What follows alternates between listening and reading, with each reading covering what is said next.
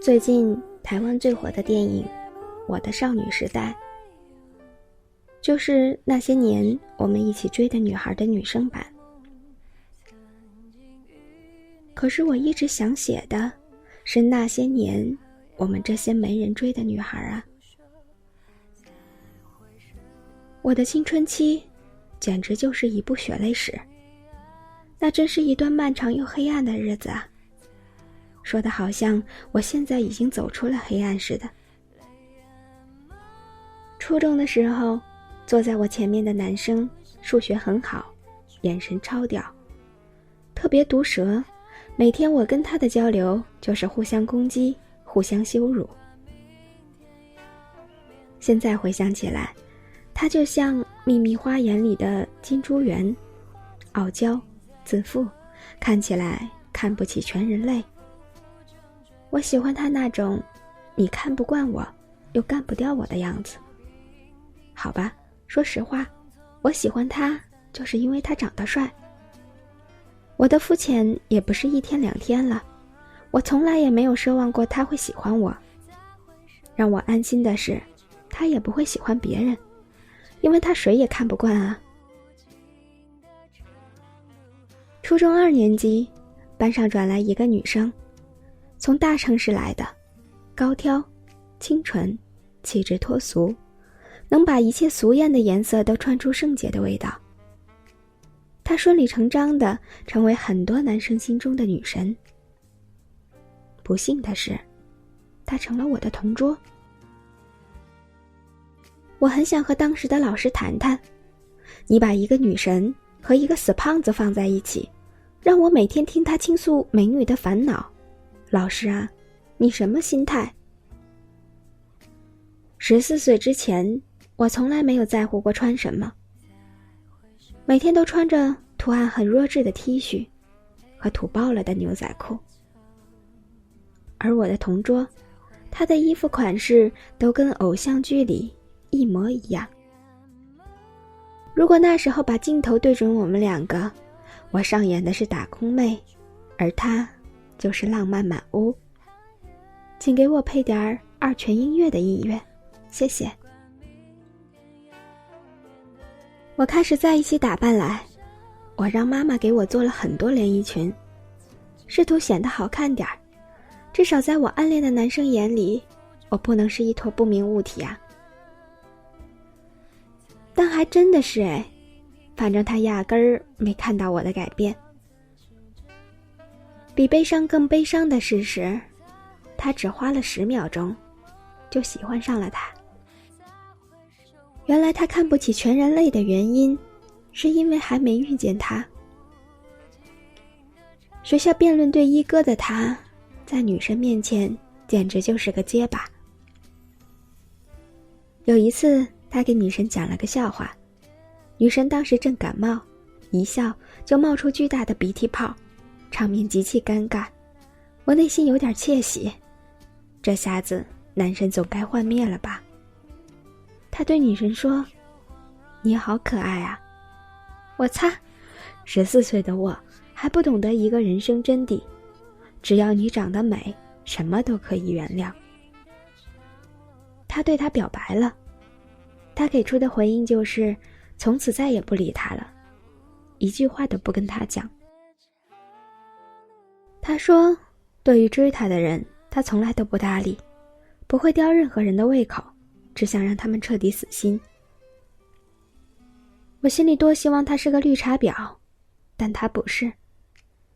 我准备了好多坏话，但是我却连讨厌都没办法讨厌他，反而觉得他好帅啊。换现在，搞不好我已经被掰弯了。我喜欢的男生，在他眼里连备胎都不是，勉强只是一个路人甲。有一次传卷子，从后面传到前面，他忘记了不跟他说话，他拍了下他肩膀，说了句，哎，卷子。他转头过来，我看到他眼神里满是惊喜，简直在发光。妈蛋，我从来没见过他那样的眼神，我目睹了他的每一次欣喜和每一次悲伤。暗恋是条食物链，不幸的是，我刚好处于底层。下面的空气真的不太好啊！我暗下决心，老子再也不会喜欢不喜欢我的人了。哼！高一的时候，我坐在倒数第2排，坐在倒数第1排的是一个理科学霸。每天上课都在看漫画书，但数理化考试永远考第1那种。他语文很烂，作文通通写成流水账，无聊透顶。对我作文很好这件事，他相当崇拜。他每次都认真地研究我的周记。他说：“你以后一定可以当作家。”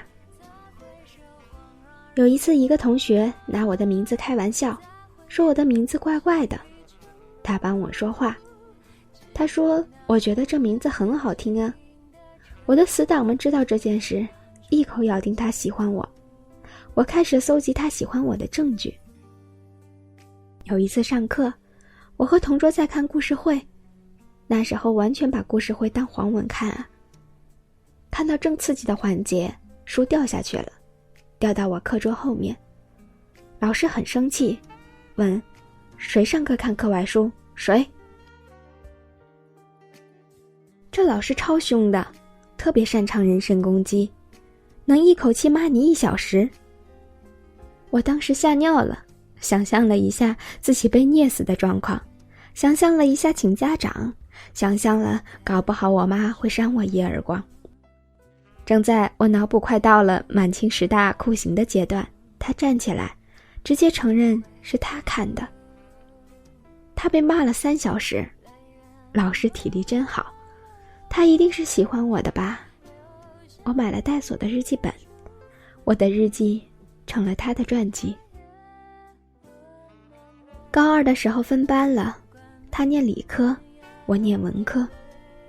他送了一个相框当礼物，很丑的粉色，我觉得那是全世界最美好的东西。那时候我们唯一的交集，就是每天做课间操的时候，他们班就在我们班旁边。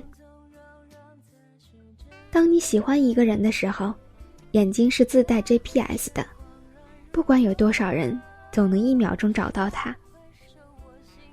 我每一天都为了等待这一刻，可以光明正大的看到他。有一天，我听到一个消息，说他喜欢一个女生，正是我的名字。完了，他告诉大家了，怎么办？所有人都知道了，太高调了，太高调了。一面指责他，一面暗爽。上课时，我会兴奋地掐自己，完全听不到老师在说什么。作为学霸，第一次站起来，不知道老师提的问题是什么，嘴角莫名的就上扬了。同学说，老师问你作业的事呢，你笑个屁呀。第2天课间操结束后，看到他和几个男生在学校的小卖部聊天，我很纠结，要不要告诉他我已经知道他喜欢我了呢？要不要告诉他其实我也喜欢他呢？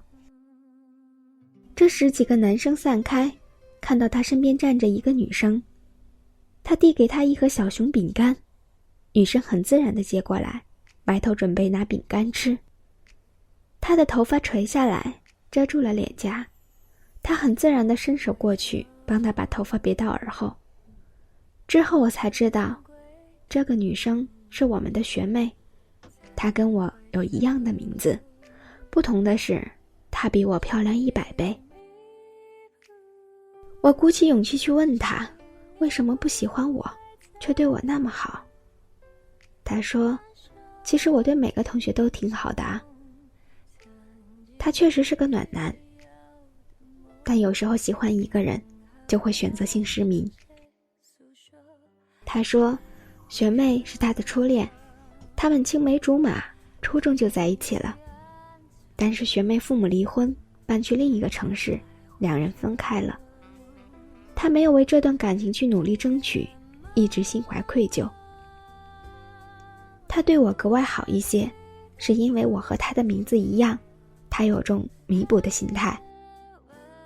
高2的时候，他才发现学妹回来了，为了他回来了。他可以重新去争取一次。我什么也没说，不然呢，我要说恭喜你吗？那是第一次，我恨上了自己的名字，我恨自己的样子，我恨自己自作多情，我恨自己的存在，我恨自己的一切。发现喜欢的人不喜欢自己的时候，我们往往不是否定对方，而是否定自己。这个伤痛太痛了。我吃了麻辣烫，吃了凉皮，吃了羊肉串，吃了牛肉烧饼，吃了草莓冰淇淋，我快把整个世界吃下去了，才勉强治愈了。作为一个吃货，一切伤痛都靠食疗。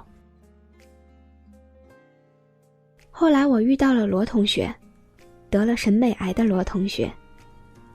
明明我长得像胖大婶，还坚持认为我长得像新垣结衣，导致我身边的所有人都强烈的要求我对新垣结衣下跪道歉。